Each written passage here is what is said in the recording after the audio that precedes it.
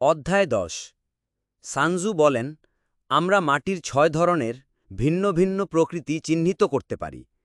তা হল ১ সহজে চলাচলের জায়গা, ২ জটিল বা বিপজ্জনক জায়গা, ৩ সময়ক্ষেপণের উপযোগী জায়গা, ৪ সরু গিরিপথ, ৫ খাড়া উঁচু জায়গা, ৬ শত্রুর থেকে অনেক দূরের অবস্থান।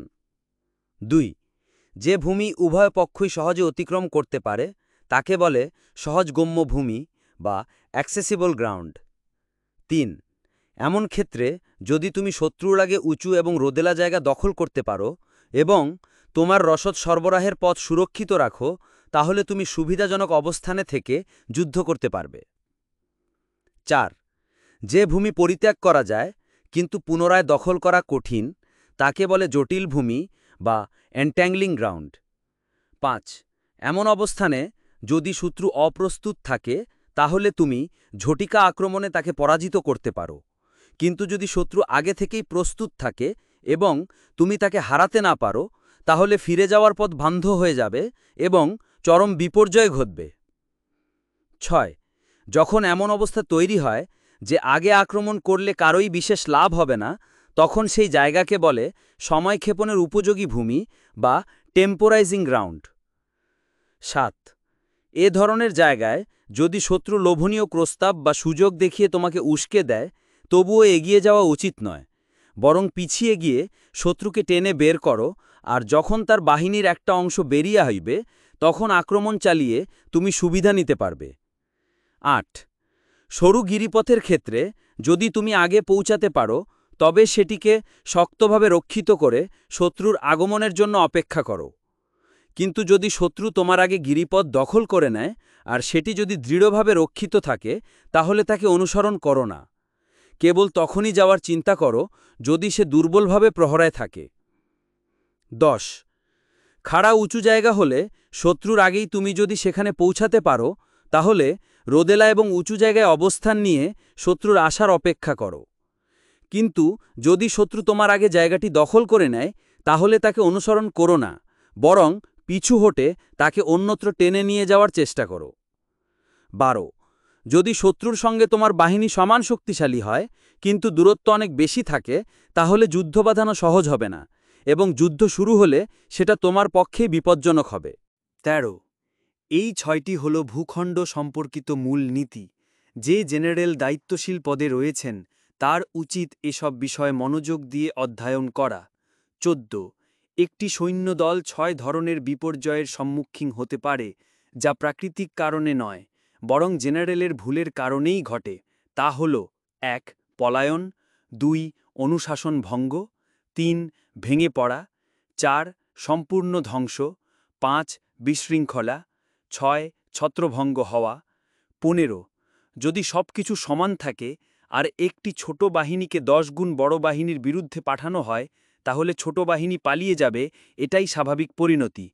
১৬ যখন সাধারণ সৈনিকেরা শক্তিশালী কিন্তু তাদের অফিসাররা দুর্বল তখন অনুশাসনহীনতা দেখা দেয়, আর যদি অফিসাররা শক্তিশালী হয় কিন্তু সাধারণ সৈনিকরা দুর্বল তাহলে বাহিনী ভেঙে পড়ে। ১৭ যখন ঊর্ধ্বতন অফিসাররা রাগান্বিত ও কর্তৃত্ব অমান্যকারী হয়ে ওঠে আর তারা শত্রু দেখলেই ব্যক্তিগত প্রতিশোধের অনুভূতিতে যুদ্ধ শুরু করে দেয়, তখন কমান্ডারের যুদ্ধের প্রস্তুতির বিষয়টি যাচাইয়ের আগেই ধ্বংস অনিবার্য হয়ে ওঠে। ১৮ যখন জেনারেল দুর্বল ও কর্তৃত্বহীন, তার আদেশ অস্পষ্ট, দায়িত্ব বণ্টন অগোছালো এবং সৈন্যদল এলোমেলোভাবে সাজানো, তখন সেনাবাহিনী সম্পূর্ণ বিশৃঙ্খলার মধ্যে পড়ে। ১৯ যদি কোনো জেনারেল শত্রুর শক্তিমত্তা যথাযথভাবে নির্ণয় না করে দুর্বল বাহিনীকে শক্তিশালী বাহিনীর মুখোমুখি পাঠিয়ে দেয় অথবা সামনের কাতারে প্রশিক্ষিত সৈন্য না রাখে তাহলে তার বাহিনী নিশ্চিতভাবে ছত্রভঙ্গ হয়ে পড়বে। ২০ এই ৬টে বিপর্যয়ের পথ যা যে কোনো দায়িত্বশীল জেনারেলের বিশেষভাবে মনে রাখা উচিত। ২১ যুদ্ধক্ষেত্রে প্রাকৃতিক পরিবেশ একজন সৈনিকের শ্রেষ্ঠ সহায়ক, তবে শত্রুর শক্তি নির্ণয়, বিজয়ের পথ নিয়ন্ত্রণ এবং দূরত্ব, ঝুঁকি ও প্রতিবন্ধকতা বিচক্ষণভাবে মূল্যায়ন, এটাই একজন মহান সেনাপতির প্রকৃত যোগ্যতা। ২২ যে ব্যক্তি এই বিষয়গুলো জানে এবং যুদ্ধের সময় তা কাজে লাগাতে জানে সে বিজয়ী হবে, আর যে জানে না কিংবা জানলেও প্রয়োগ করে না সে অবশ্যই পরাজিত হবে। ২৩ যদি নিশ্চিত হওয়া যায় যে যুদ্ধ করলে বিজয় আসবেই তাহলে শাসক নিষেধ করলেও যুদ্ধ করতে হবে, আর যদি জানো যে যুদ্ধ করেও বিজয় আসবে না, তাহলে শাসক আদেশ দিলেও যুদ্ধ করা যাবে না। 24 যে জেনারেল নাম বা খ্যাতির লোভ করে না, অপমানের ভয়েও পিছিয়ে যায় না, তার একমাত্র লক্ষ্য দেশ রক্ষা ও শাসকের সেবা, সেই রাজ্যের সেরা রত্ন। 25 সৈন্যদের নিজের সন্তানের মতো ভালোবাসো। তারা তোমার জন্য সবচেয়ে বিপজ্জনক উপত্যকাতেও ঝাঁপিয়ে পড়বে। তাদের নিজের প্রাণের সমতুল্য মনে করো। তারা মৃত্যুর মুখেও তোমার পাশে দাঁড়াবে। কিন্তু যদি তুমি কেবল দয়ালু হও, অথচ তোমার আদেশ কেউ মানে না, শৃঙ্খলা বজায় রাখতে না পারো, তাহলে তোমার বাহিনী হবে বেয়ারা বাচ্চাদের মতো, যারা কোনো কাজেই আসে না।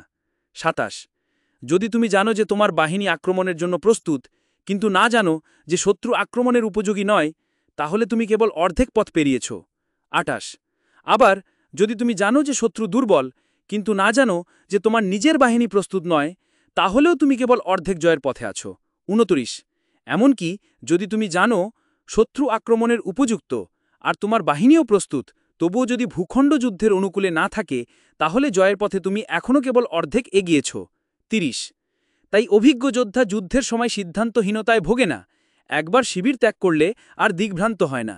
31 তাই একটি পুরনো উক্তি হল, যদি তুমি শত্রুকে জানো এবং নিজেকেও জানো, তাহলে শতযুদ্ধেও তোমার পরাজয়ের ভয় নেই।